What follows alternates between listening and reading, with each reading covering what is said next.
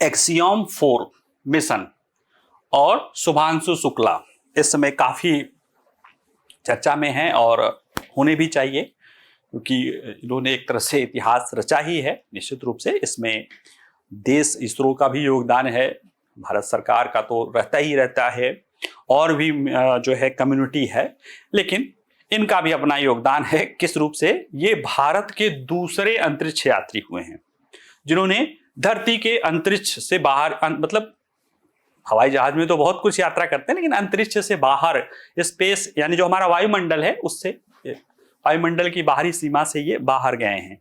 पहले राकेश शर्मा थे, उसके लगभग 40-45 साल बाद ये गए हैं, और अंतरिक्ष स्पेस स्टेशन पे पहुंचने वाले पहले भारतीय अंतरिक्ष यात्री हैं। भारतीय मूल की तो बहुत है, कल्पना चावला थी, सुनीता विलियम्स, वो तो अलग है। भारत के नागरिक ये पहले, यानी ये भारत के अंतरिक्ष यात्री बने हैं जो अंतरिक्ष स्पेस स्टेशन पे पहुंचे हैं, और अंतरिक्ष यात्री दूसरे बने हैं राकेश शर्मा के बाद। तो इसलिए ये एक काफी ऐतिहासिक यात्रा है। एक्सियम 4 मिशन एक प्राइवेट मिशन है जो अंतरिक्ष की सैर कराती है, उसमें नासा और भी बहुत सारे लोग जुड़े हुए हैं। और ये जो एक्सियम मिशन है, एक्सियम का जो 4 मिशन है, ये नासा इसमें सहयोग कर रहा है, भारत जो है इसरो सहयोग कर रहा है, और भी देश हैं उसमें सहयोग किए गए हैं। इसके तहत 4 अंतरिक्ष यात्री गए हैं अंतरिक्ष स्पेस स्टेशन में। उसमें एक पेगी वेटसन है जो उसकी कमर्शियल हेड हैं, यानी जो मिशन गया है उसकी हेड हैं। ये शुभांशु शुक्ला एक पायलट हैं, फाइटर पायलट हैं, तो ये उसके पायलट के रूप में हैं। बाकी 2 और विशेषज्ञ गए हैं जो अपना और भी काम करेंगे। भारत के लिए अगर इसके महत्व के दृष्टि से देखा जाए तो ये काफी महत्वपूर्ण उपलब्धि है, क्योंकि भारत भी अंतरिक्ष के क्षेत्र में अपने पदचिन्हों को, फुटप्रिंटों को बढ़ाने की भूमिका निभाना चाहता है। उसमें सोचिए कि इसरो कभी बैलगाड़ी पे रखे, बैलगाड़ी क्या, बैलगाड़ी और साइकिल के जरिए हमारा उपग्रह प्रक्षेपण यान तक ले जाया गया था, और आज स्थिति यह है कि हमने उपग्रह प्रक्षेपण को लेकर देख लिया जाए, अंतरिक्ष मिशनों को लेकर देख लिया जाए, दुनिया में हमने बहुत तरक्की की है। कई सारे तो ऐसे काम किए हैं जो कि कई और सारे देश नहीं कर पाए हैं। कई सारे ऐसे काम किए हैं जो दुनिया के 2-3-4 देश ही, 1-2-3-4 देश ही उसमें कर पाए हैं। एक काम और भी है, वो है कि हम अपना आने वाले फ्यूचर में अंतरिक्ष के दौड़ में बराबर के सहभागी रहें, दुनिया के देशों के साथ हम पिछड़ न जाएं। हमारा अपना अंतरिक्ष कार्यक्रम है जिसमें अंतरिक्ष, मानव अंतरिक्ष अभियान भी है, गगनयान मिशन जो है, जिसके तहत हम अंतरिक्ष में अपना खुद अंतरिक्ष यान भेजेंगे। साथ ही साथ हम अपना एक अंतरिक्ष स्टेशन स्थापित करने की बात है, हमारा भारतीय अंतरिक्ष station BSS, Indian space station नहीं, भारतीय स्पेस स्टेशन, भारतीय अंतरिक्ष स्टेशन स्थापित करने की योजना है। चंद्रमा पे हमारा योजना है। तो इन सारे पहलुओं के लिए जो शुभांशु शुक्ला का अनुभव होगा वो काफी महत्वपूर्ण होगा, हमें काफी कुछ इससे सीखने को मिलेगा। तो आइए जरा सा, अब इतना तो मैंने ब्रीफ कर ही दिया है, थोड़ा सा और भी देख लेते हैं। देखिए 25 जून को एक्सियम 4 मिशन के तहत ये लॉन्च किया गया था। उसके बाद भारतीय अंतरिक्ष यात्री शुभांशु शुक्ला ने एक छोटा सा बयान दिया था। उन्होंने कहा था कि यह प्रक्षेपण न केवल अंतर्राष्ट्रीय अंतरिक्ष स्टेशन की उनकी यात्रा की शुरुआत है, बल्कि भारत के मानव अंतरिक्ष उड़ान कार्यक्रम की भी शुरुआत है। तो जो गगनयान कार्यक्रम है उसकी भी शुरुआत है, ये इन्होंने कहा था। देखा जाए तो राकेश शर्मा से जब 40 साल पहले जो है 84 में इंदिरा जी ने पूछा था उस समय के प्रधानमंत्री ने कि भाई कैसा है, तो उन्होंने कहा था सारे जहां से अच्छा। अब उतना बढ़िया तो नहीं इन्होंने कहा, लेकिन ये बताया कि ये सिर्फ उनकी व्यक्तिगत उड़ान नहीं है कि हम अंतरिक्ष स्टेशन तक जा रहे हैं, ये जो उड़ान है ये भारतीय अंतरिक्ष कार्यक्रम के लिए भी एक मील का पत्थर साबित होगा, ये शुरुआत हो रहा है।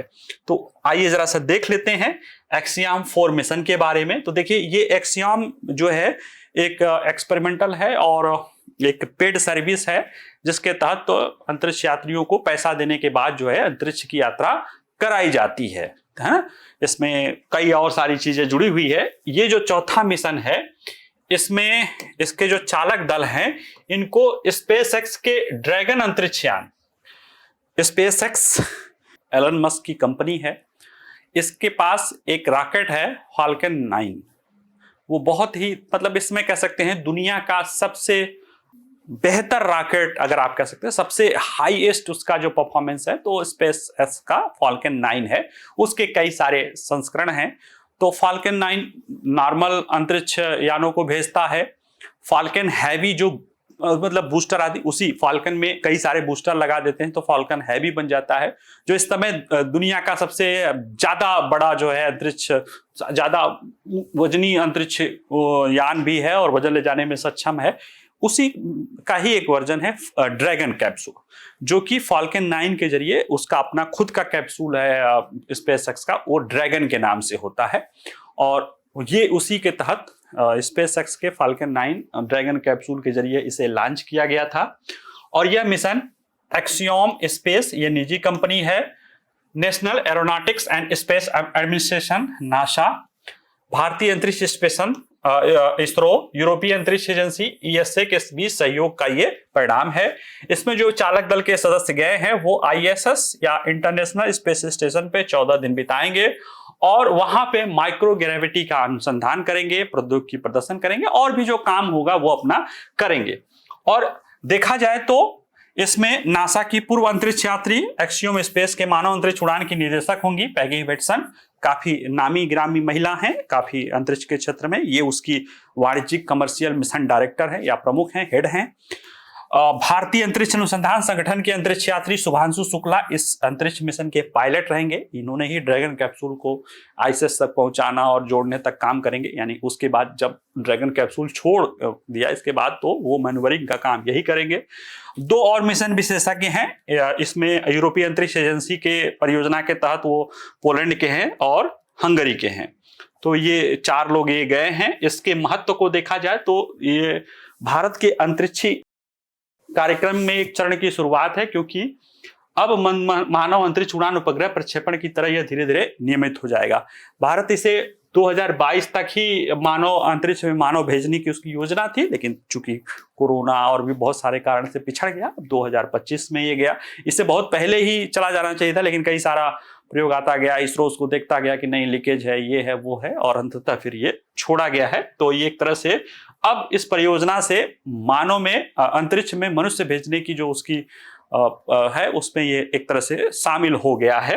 क्योंकि ये जो अंतरिक्ष है ना, वो सिर्फ इसके वैज्ञानिक पहलू के साथ साथ इसके वाणिज्यिक पहलू भी बहुत हैं।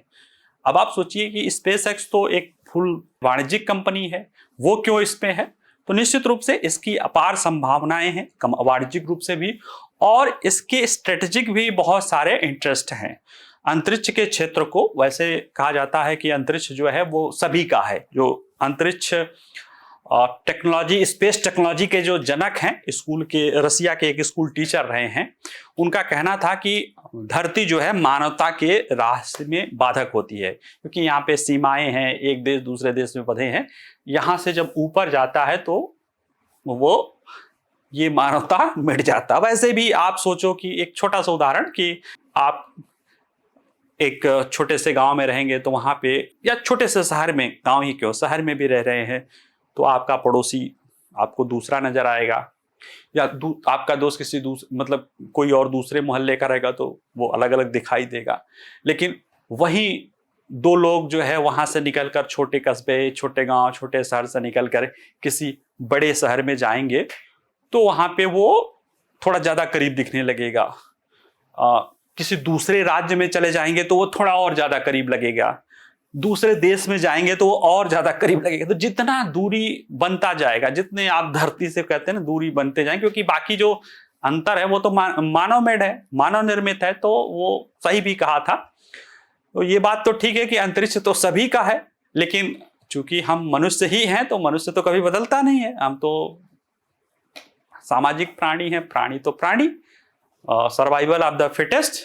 हर व्यक्ति हर मनुष्य कोशिश करता है, यानी जो भी मनुष्य को आप मान लीजिए देश कोशिश करता है कि ये भी कहा जाता है कि जैसे मार्स मूवी में दिखाया गया था ना कि मैं मार्सियन हूं, क्योंकि जो पहली बार कहीं खेती कर लेता है वो जमीन उसकी हो जाती है।